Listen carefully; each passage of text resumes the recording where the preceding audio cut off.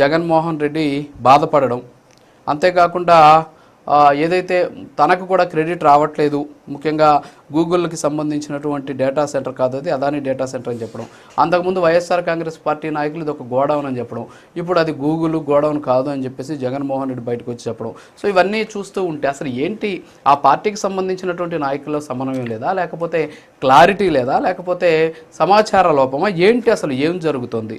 ఇంకో పక్క ఇప్పటికే పెట్టుబడుల వేటలో చంద్రబాబు నాయుడు అలాగే నారా లోకేష్ ఇద్దరు ఉన్నటువంటి పరిస్థితి. సో ఏంటి ఆంధ్రప్రదేశ్లో నిజంగా పెట్టుబడులు వచ్చి ఇక్కడ సంపద సృష్టిస్తానన్న చంద్రబాబు మాటలు నిజంగా పోతున్నాయా, లేకపోతే వాటిని అడ్డుకునేటటువంటి ప్రయత్నాల్లో భాగంగా గతంలో మాదిరి అడ్డుకుంటున్నారు అని చెప్పి తప్పించుకునేటటువంటి పరిస్థితులు ఏమైనా ఉంటాయా? ఏమంటారు? గుడ్ మార్నింగ్ అండి. ప్రైమ్ లైన్ ప్రేక్షకులకు, ప్యానల్లో ఉన్న అతిథి ప్రతినిధులకు, మీకు కూడా. ఇప్పుడు మనం మాట్లాడుకోవాల్సి వస్తుంది ఏంటంటే విభజన ఆంధ్రప్రదేశ్ తర్వాత మనకి ఎన్ని పరిశ్రమలు వచ్చాయి, ఎన్ని సమ్మిట్స్ జరిగాయి, ఏ ప్రభుత్వాల హయాంలో జరిగాయి అనే వాటికంటే కూడా సమ్మిట్ జరిగాయి ఆంధ్రప్రదేశ్కి ఏ మేరకు విదేశీ పెట్టుబడులు కానీ, లేదంటే భారతదేశంలో ఉన్న ఇతర పారిశ్రామికవేత్తలు ఇక్కడికి వచ్చి ఆసక్తిగా వాళ్ళ సంస్థలను బ్రాంచ్లు కానీ నెలకొల్పడం కానీ జరిగాయి అనేది ఇక్కడ పాయింట్. ఇప్పుడు ఎవరికి క్రెడిట్ వచ్చిందనే కంటే కూడా అసలు ఆంధ్రప్రదేశ్కి 2014 విడుదల తర్వాత ఇప్పుడు 11వ ఏడు వచ్చాం. ఎవరి క్రెడిట్ ఏమైనా ఎలా ఉన్నా కూడా మన పిల్లలు వేరే రాష్ట్రాలకు, వేరే దేశాలకు వెళ్ళటం మానిందా, లేదా ఇక్కడే ఉపాధి పొందుతున్నారా అనేది మర్చిపోయారు అందరూ. ఇప్పుడు పారిశ్రామికవేత్తలు కొంత ఆసక్తి కనబరుస్తున్న పరిస్థితి ఇప్పుడు వస్తా ఉంది. గతంలో జగన్మోహన్ రెడ్డి గారు కూడా ఇక్కడ విశాఖలో సమ్మిట్ పెట్టారు. ఆయన 13 లక్షల కోట్ల రూపాయల పెట్టుబడులు వచ్చినాయని చెప్పారు. వందల సంఖ్యలో ఎంఓఏలు కూడా కుదుర్చుకుంటామని చెప్పిన పరిస్థితి. గతంలో 2014-19 మధ్య కూడా చంద్రబాబు నాయుడు గారు కూడా సమ్మిట్ పెట్టినప్పుడు కూడా లక్షల కోట్లకి. సరే, మనకేం కనిపిస్తూ ఉంటాయంటే మనకి ఎస్టాబ్లిష్ అయిన సంస్థలని, అక్కడ ఉపాధి పొందుతున్న మన పిల్లల్ని, లేదంటే అన్ఎంప్లాయ్మెంట్ ఏ విధంగా తగ్గుతుంది అనేది మనం పరిగణలోకి. అలా చూస్తే మాత్రం ఇప్పటికీ కూడా మన పిల్లలు విదేశంలో, ఎందుకంటే 400 ఇంజనీరింగ్ కాలేజీలు మనకుంటే సంవత్సరానికి 2 లక్షల మంది వస్తూ ఉంటే ఇప్పటికీ కూడా విదేశాలకి, లేదా ఇతర బెంగళూరు, చెన్నై, హైదరాబాద్కి వెళ్ళిపోతున్న పరిస్థితి. సో మనం విషయానికి వద్దాం. గూగుల్ డేటా సెంటర్, దానికి సంబంధించి 2 వారాల క్రితం ఢిల్లీ వేదికగా నిర్మలా సీతారామన్ గారి దగ్గరలో, అదేవిధంగా శ్రీ వైష్ణవ్ ఆయన ఐటీ మినిస్టర్ ఉన్నారు, వాళ్ళ ఆధ్వర్యంలో జరిగిన పరిస్థితి ఉంది. 1,30,000 కోట్ల రూపాయలు అమెరికా బయట ఫస్ట్ ప్రథమంగా మేము పెట్టబోతున్నామని Google cloud CEO Thomas Kurian గారు చెప్పారు. ఆ తర్వాత వెంటనే సుందర్ పిచాయ్ గారు కూడా మాట్లాడిన పరిస్థితి, ట్వీట్ చేసిన పరిస్థితి, దానికి నరేంద్ర మోడీ గారి కొనసాగింపు, ఇవన్నీ కూడా చూసాం. అంటే ఇక్కడ ఏమైతుందంటే వైఎస్ఆర్సీపీలో కొంత జగన్మోహన్ రెడ్డి గారు నిన్న ఆయన మాట్లాడింది అందరూ కూడా ఇన్వైట్ చేయలేదు. ఆయన ఏదైతే మాట్లాడారో నేను కూడా ఇన్వైట్ చేస్తాను. అయితే జగన్మోహన్ రెడ్డి గారికి తెలియదు ఏంటంటే, తెలుసా తెలియదా నాకే తెలియదు, కానీ గూగుల్ సెంటర్ వచ్చిన దగ్గర నుంచి గత 10 రోజులుగా చూస్తేనేమో వాళ్ళ అక్కడ వైజాగ్లో ఉన్న గుడివాడ అమర్నాథ్ గారు ఇక్కడ మనిషి పైపెచ్చి ఆయన ఐటీ మినిస్టర్ కూడా చేశారు. దాన్ని అంతటే వాళ్ళ సోషల్ మీడియా కానీ, వాళ్ళ అనుకూల ఛానల్స్లో కానీ, వాటన్నిటిలో కానీ అదొక గౌరవంగా చెప్పారు. అది పర్యావరణానికి, ప్రపంచవ్యాప్తంగా డేటా సెంటర్లన్నీ కూడా వల్ల ఎంత చేటు జరుగుతున్నాయని వాళ్ళు ప్రెస్ మీట్లు పెట్టి ఇప్పుడుగా చెప్పిన పరిస్థితి. అయితే మరి దానిలో వ్యతిరేకతను గమనించారో, లేకపోతే ఏదైతే ఇంజనీరింగ్ యూత్ వాళ్ళందరిలో కూడా అట్లాంటి వాళ్ళకి సమాచారం అందిందో తెలియదు, కానీ జగన్మోహన్ రెడ్డి గారు అయితే మొత్తం వాళ్ళ స్టాండ్ మార్చేసిన పరిస్థితి. దాన్ని ఇన్వైట్ చేస్తున్నాము, పైగా మేమే దాన్ని తెచ్చాము. నేను ఏంటంటే నిజానికి అదాని సెంటర్ని ఆయన తెచ్చి ఉండొచ్చు, దాని కొనసాగింపు కూడా అయింది.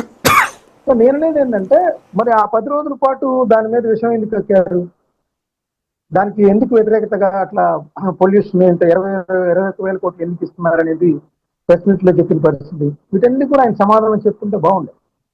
ఇప్పుడు ఏంటంటే ఒక ప్రభుత్వం తీసుకొచ్చిన ఏదైనా, ఇప్పుడు అదాని సెంటర్కి కొనసాగింపు అనుకున్నప్పుడు దాన్ని కూడా తేటతెల్లంగా వివరించాలి. ఇప్పుడు భోగాపురం ఎయిర్పోర్ట్ ఉంది, దాన్ని పూర్తిగా వ్యతిరేకించారు.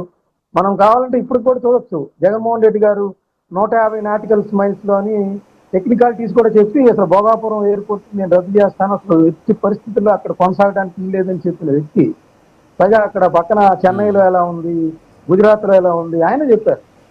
ఆ తర్వాత ఆయన వచ్చిన తర్వాత దాని యొక్క వాస్తవాలను గమనించి ఖచ్చితంగా అక్కడ భోగాపురం ఎయిర్పోర్ట్ కావాలని చంద్రబాబు నాయుడు గారు, అశోక్ గజపతిరాజు గారు విమానయాన శాఖ మంత్రిగా ఉన్నప్పుడు ఎస్టాబ్లిష్ చేసిన దాన్ని కొనసాగించిన పరిస్థితి. దాన్ని అంతా ఒప్పుకోవాలి మనం. అశోక్ గజపతిరాజు గారు తెచ్చారు, మేము అప్పుడు వ్యతిరేకించాము, కానీ దాన్ని వాస్తవాలు తెలుసుకొని దాన్ని కంటిన్యూ చేశామని చెప్పాలి. అంతేగాని దాన్ని తప్పుదో పట్టించే విధంగా చెప్పకూడదు. ఎందుకంటే ఏ ప్రభుత్వం అయినా ఇంకో ప్రభుత్వం కొనసాగించింది. ఇప్పుడు హైటెక్ సిటీ వచ్చింది, ఆ తర్వాత రాజశేఖర రెడ్డి గారు అదేవిధంగా కేసీఆర్ గారు కొనసాగించారు. దాన్ని మనం ఒప్పుకోవాలి. అది 5,000 కోట్లు తెచ్చారా, ఈ రోజు 2 లక్షల కోట్లు చెల్లిందా అనేది విమర్శల కంటే కూడా మన రాష్ట్రం లేదంటే అప్పట్లో ఉన్న ఉమ్మడి రాష్ట్రం అభివృద్ధి చెందింది, ఇప్పుడు రావడానికి అవకాశం ఉంది. ఎందుకంటే అప్పుడు వచ్చిన మైక్రోసాఫ్ట్ వచ్చిందాన్ని మనం కాదనలేం కదా, బిల్ క్లింటన్ వచ్చిందాన్ని కాదనలేం కదా. వాళ్ళందరూ వచ్చి ఇక్కడ ఏదైతే ఆంధ్రప్రదేశ్కి సంబంధించి హైదరాబాద్ లో డెవలప్ చేసిన దాన్ని మనం కాదనలేం కదా. సో ఆ విధంగా వాస్తవాలను ఒప్పుకొని ఆ గత ప్రభుత్వం ఈ ప్రభుత్వం అనే కంటే కూడా మన రాష్ట్ర ప్రభుత్వం మన రాష్ట్రంలో పరిశ్రమలు వస్తున్నాయి అనే దాన్ని చూసుకోవాలి పాజిటివ్ గా. అంతసేపుడికి విమర్శించడం కంటే కూడా లేదంటే ఆ ప్రత్యర్థి వాళ్ళు తెచ్చిన వాటిని మనం వ్యతిరేకించడం, ధ్వంసం చేయటం లేదా నిలిపివేయటం ఇవన్నీ కూడా మనం చూస్తాం. ఇక్కడ ఒకటి సార్ ఇక్కడ ఓకే పెట్టుబడులు వస్తున్నాయి, తర్వాత వచ్చేసి ఇవన్నీ కూడా పక్కన పెడితే ఇక్కడ కొన్ని అంశాలు ఏంటి అంటే ఏదైతే ఈ వచ్చేటటువంటి పెట్టుబడులు పెట్టేటువంటి సంస్థలకు ఇచ్చేటటువంటి భూములు ఉంటాయి, అలాగే రాయితీలు ఉంటాయి. ఈ వ్యవహారాల్లో కావాలని చెప్పేసి కోర్టులకు వెళ్తూ ఉన్నారు. రీసెంట్గా మనం ఒకటి చూసాం, సత్వా అనేటటువంటి ఒక గ్రూప్కి దాదాపుగా కూడా ఒక 30 ఎకరాల భూమిని మధురవాళ్ళ ఇస్తూ కూడా నిర్ణయం తీసుకోవడం జరిగింది. సో దాని మీద ఒక ఆయన కోర్టుకు వెళ్ళారు. ఆయన అఫిడవిట్లో కోర్టుకు వేసినటువంటి అఫిడవిట్లో ఏమిచ్చారంటే అక్కడ ఉన్నటువంటి ఏదైతే వైజాగ్కి సంబంధించినటువంటి కౌన్సిలర్ని అని చెప్పేసి 52వ వార్డు కౌన్సిలర్ని అని చెప్పేసి అందులో ఆయన పేరు పెట్టడం జరిగింది. అసలు వాస్తవంగా ఆ వార్డు కౌన్సిలర్ వేరే, కానీ ఆయన తప్పుడు డీటెయిల్స్ తోటి ఆ కోర్టులో కేసు వేశారు. దాన్ని పొనవాల సుధాకర్ రెడ్డి గారు వాదిస్తూ ఉన్నటువంటి పరిస్థితి. సో ఏంటి అసలు అంటే వచ్చేటటువంటి కంపెనీలను కూడా అడ్డుకునేటటువంటి ప్రయత్నం వైఎస్ఆర్ కాంగ్రెస్ పార్టీ పరోక్షంగా చేస్తుంది. అసలు ఏం జరుగుతుంది? 1 మినిట్లో క్లోజ్ చేయండి సార్. ఇప్పుడు మనం చూసాం వరల్డ్ బ్యాంక్ అమరావతికి లోన్ ఇస్తా ఉంటే మెయిల్స్ వెళ్ళి ఎవరు మెయిల్స్ వెళ్ళారంటే దాన్ని వాళ్ళు బయట పెట్టారు, ఎందుకంటే వాళ్ళ యొక్క కంపెనీ రూల్స్ ఎలా ఉంటాయి. సో అలాగే హైకోర్టు కూడా రీసెంట్ గా TCS కి కాగ్నిజెంట్ కి సంబంధించి ఇట్లా రూపాయికి ఇస్తున్నారు అనే దాని మీద హైకోర్టులో కేసు చేంజ్. ఇట్లా పెద్ద పెద్ద పరిశ్రమలు కానీ పేరొందిన పరిశ్రమలు మనకు వచ్చి ఎస్టాబ్లిష్ చేయాలంటే వాళ్ళకి ఇవ్వడంలో తప్పు లేదు. ఎందుకంటే యువత ఉపాధి రాష్ట్ర భవిష్యత్తు దృష్టిలో పెట్టుకొని మనం అలా ఆలోచించాలి, కానీ వాటిని పెట్టుబడులు వెనక్కి వెళ్లే విధంగా మనం ఆలోచించుకుంటున్నాం. హైకోర్టు స్వయంగా కామెంట్ చేసిన పరిస్థితి మనం చూసాం. నేననేది ఏంటంటే అక్కడెక్కడైనా అవినీతి జరుగుతున్నప్పుడు ఖచ్చితంగా వాచ్ డాగ్ గా ప్రతిపక్షం కానీ లేదా ప్రతిపక్ష ఎమ్మెల్యేలు కానీ దాన్ని బయట పెట్టడం తప్పులేదు, కానీ ప్రతిదాన్ని అసలే మనకి పరిశ్రమలు రావట్లేదు, ఇప్పుడిప్పుడే వస్తా ఉన్న పరిస్థితి. అది గత 5 ఏళ్లలో కావచ్చు, గత 11 ఏళ్ళుగా కావచ్చు, ఇప్పటికి కూడా మనం ఆశించిన స్థాయిలో పరిశ్రమలు ఆచరించలేకపోయాం.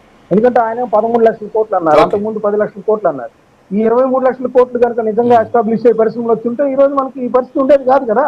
సో వాళ్ళు చెప్పిన అవాస్తవాలని మనం గ్రహించాలి. కనీసం ఇప్పుడైనా వస్తా ఉన్నాయి, గూగుల్ వస్తా ఉంది, మనం ఇన్వైట్ చేద్దాం. Okay sir. Okay Rayapati Arun గారు, గుడ్ మార్నింగ్. సో ఓవరాల్గా ఏంటి అసలు కూటమి ప్రభుత్వం ఏమో భారీ ఎత్తున పెట్టుబడులు తీసుకొస్తున్నాం అని చెప్పేసి చెబుతుంది. ఆ పెట్టుబడులు పెట్టేటటువంటి కంపెనీలకు ఇచ్చేటువంటి